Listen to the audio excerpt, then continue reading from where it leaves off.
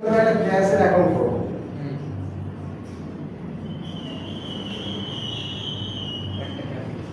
এটাকে দুটো ভাগে ভাগ করো,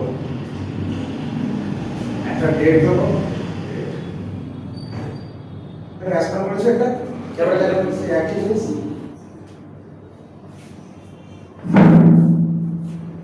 লেজারটা যেটা হয়েছিল cash account debit to capital, এবার আমি অ্যাকাউন্ট দুটি খুলে রেখেছি, কার পরে কে বসবে? আরে ক্যাশ অ্যাকাউন্টটা ছিল, ক্যাপিটাল অ্যাকাউন্টটা ছিল, তাহলে প্রথম এন্ট্রি কি ছিল? Cash account debit to capital. তাহলে আমি ক্যাশের পরে কি বসাবো? By capital to capital? To capital. তাহলে আমার কাছে ডেট হিসেবে যে দিনের ঘটনা ঘটেছে, যে 1 তারিখে ঘটনা ঘটে 1/3/26, আমি লিখব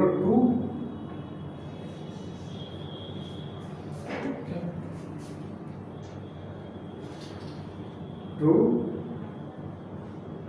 ক্যাপিটাল 50,000। আর ক্যাপিটালের পরে কি লিখব? ক্যাশ। তাহলে ক্যাশটা কি হচ্ছে?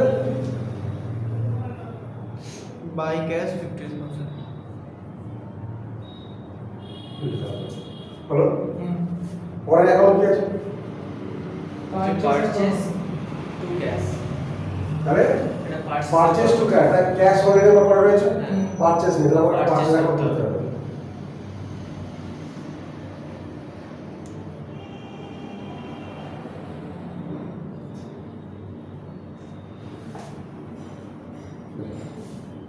Date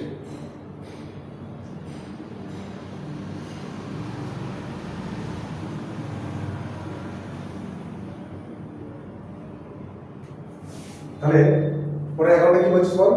purchase to cash. তাহলে পারচেজ টু ক্যাশ, তাহলে ক্যাশের পরে কি লিখব? Purchase by purchase. Purchase to cash, তাই তো?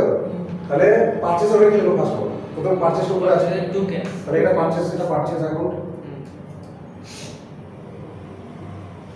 তাহলে তোদের এটা কি পারচেজ অ্যাকাউন্ট টু ক্যাশ, তাহলে পারচেজের ঘরে যাই ফার্স্ট, তাহলে পারচেজ ঘরে কি আসবে? To cash. কেন ওটা হচ্ছে সার্ভিস, কারণ ওটা ফরম্যাট রেডি করে রয়েছে, বুঝতে সুবিধা হবে, এটা দুবারই ধর টু ক্যাশ কত?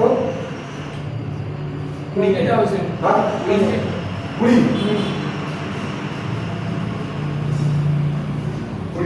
তাহলে কতটা এবার ক্যাশের ঘরে কি যাবো? By purchase. তাহলে দেখ উপরে শুধু পারচেজ লেখা ছিল, কিন্তু বাই বলছিলাম না। হ্যাঁ। এবার ওকে যখন কিছু নেই মানে ওটা বাই দিয়ে যাবে।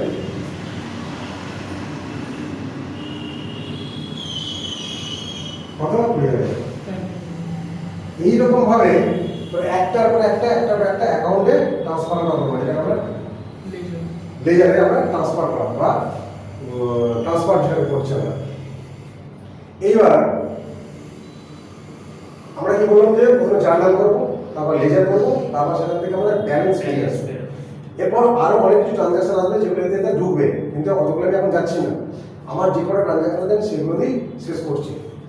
আমার এখানে কি থাকে? 20,000 থেকে 50,000 আছে, বড়টা আগে।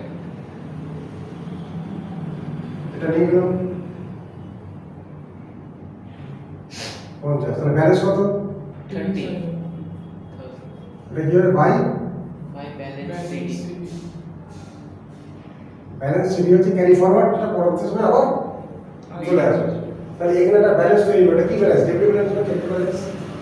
Credit balance. এই ব্যালেন্সটা ডেবিট ব্যালেন্স হয়েছে না ক্রেডিট ব্যালেন্স হয়েছে? Debit balance. ডেবিট ব্যালেন্স হলে কেন, ক্রেডিট ব্যালেন্স হলে কেন? এটা কি ব্যালেন্স? এই না না না, এটা ক্রেডিটের এটা দিকে কি balance? উল্টো হয়ে যাবে, মানে ডেবিটের দিকে এই যাবে। টাকাটা অ্যাকচুয়ালি কার টাকা? এর টাকা তো। হ্যাঁ। এটা কি অ্যাকাউন্ট? ডেবিট। এটা ডেবিট তো। হ্যাঁ। তাহলে এটা ডেবিট ব্যালেন্স। Debit balance. তাহলে এখানে কি আছে না? কতটা? 50,000। এখানে কোনো কারণ নেই, ব্যালেন্স নেই। হ্যাঁ, চলে। তাহলে এটাই পড়ে রয়েছে। তাহলে এটা কি লিখব? টু ব্যালেন্স ব্যালেন্স সিডি, এটা কি ব্যালেন্স? ক্রেডিট। কার ব্যালেন্স? তাহলে ক্রেডিট ব্যালেন্স ডেবিট ব্যালেন্স কি করে আসছে? এবার তাহলে এখানে ঠিক তাই 20,000 টাকা পড়ে রয়েছে, এটাকে সমান করলাম, এখানে 20,000 টাকা চলে গেল। তাহলে এটা কি হবে? By balance CD. CD 20 account ready হচ্ছে। হচ্ছে হুম। কমার্স ঢুকছিস? প্রথম দিন এসেছিস আর আজকে এসেছিস, তোমার বুঝতে পারছিস? বছর মোটামুটি স্ট্যান্ডার্ডে কাটিয়ে দিলি ওটা যারা কাছে কি বুঝেছিলিস না আজকে কি বুঝলি আজকে মোটামুটি এইটুকুই রইলো